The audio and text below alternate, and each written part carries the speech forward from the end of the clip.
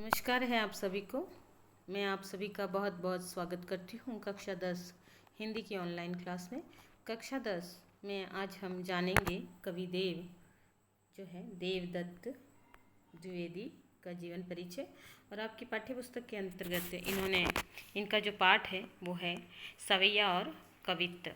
तो ये कविदेव जिनके जीवन परिचय को हम समझते हैं, तो कविदेव का जन्म है वो सन जो है 1673 में जो है इटावा में हुआ था, उत्तर प्रदेश के अंदर। और यहाँ पे मृत्यु बताई गई है जो कि 1768 का समय बताया गया है, तो वो हम जान लेंगे। देखिए, तो 1673 में इनका जन्म इटावा उत्तर प्रदेश में हुआ था। और ये रीतिकाल के रीति ग्रंथकार कवि माने जाते हैं। और इनका पूरा नाम है वो देवदत्त द्विवेदी था, द्विवेदी जी थे ये। और औरंगजेब के पुत्र का नाम था जिसका आलम शाह।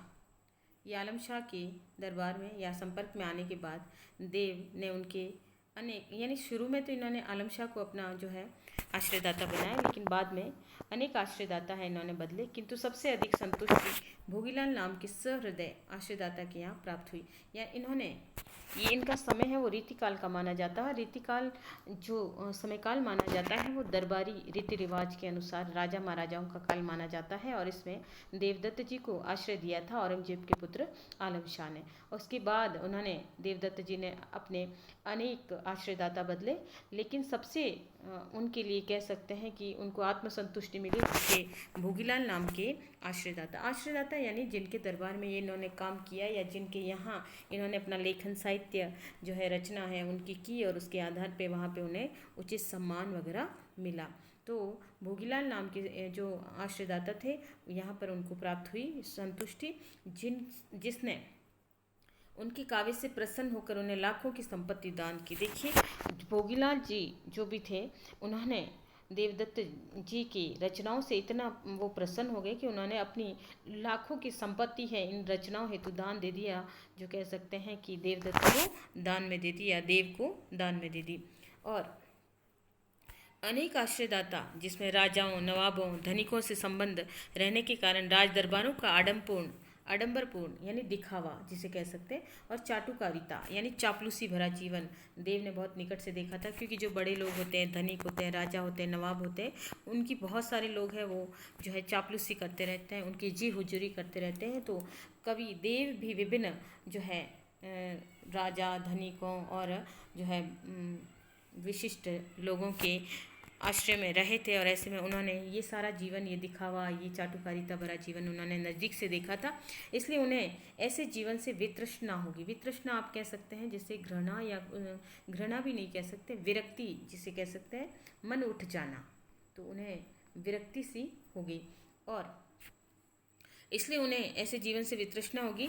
रीतिकालीन कवियों में देव बड़े प्रभावशाली कवि माने जाते हैं या प्रतिभाशाली कवि माने जाते हैं। दरबारी अभिरुचि से बंधे होने के कारण उनकी कविता में जीवन के विविध दृश्य नहीं मिलते हैं। यानी उन्होंने अधिकतर जो लिखा है वो दरबारी जो है जीवन के बारे में लिखा है, किंतु उन्होंने प्रेम और सौंदर्य के मार्मिक चित्र भी प्रस्तुत किए हैं।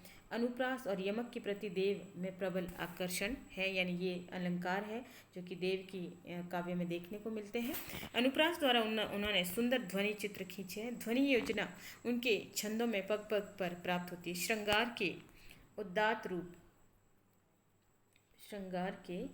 उदात्त रूप का चित्रण भी कविदेव ने किया है। देव कृत कुल ग्रंथों की रचना, या कह सकते हैं देवदत्त द्वारा लिखी गई कुल ग्रंथों की रचना है वो 52 से जो है 72 तक की मानी जाती है। उसमें जो मुख्य ग्रंथ है उनमें रस विलास, भाव विलास, भवानी विलास, कुशल विलास, अष्टायाम और सुमिल विनोद, सुजान विनोद, काव्य रसायन, प्रेम दीपिका, प्रेम चंद्रिका आदि इनके प्रमुख ग्रंथों के नाम है। देव के कवित्व सवैयों में प्रेम और सौंदर्य के इंद्रधनुषी चित्र है वो मिलते हैं। संकलित सवैयों और कवित्वों में जहाँ एक और रूप सौंदर्य का अलंकारिक चित्रण हुआ, वहीं रागात्मक भावनाओं की अभिव्यक्ति भी संवेदनशीलता के साथ है वो हुई है। तो कक्षा 10 में जो है कवि देव की रचनाएं हैं वो कवित्व और सवैया है, उसमें उन्होंने रूप सौंदर्य का वर्णन है वो किया है।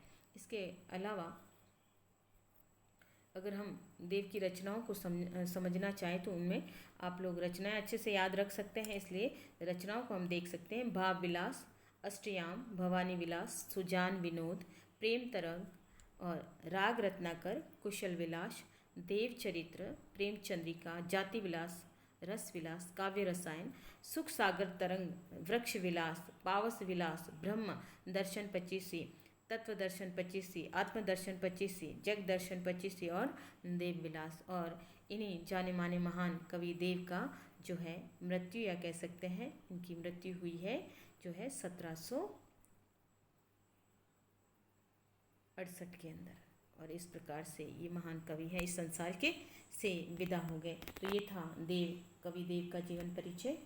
धन्यवाद।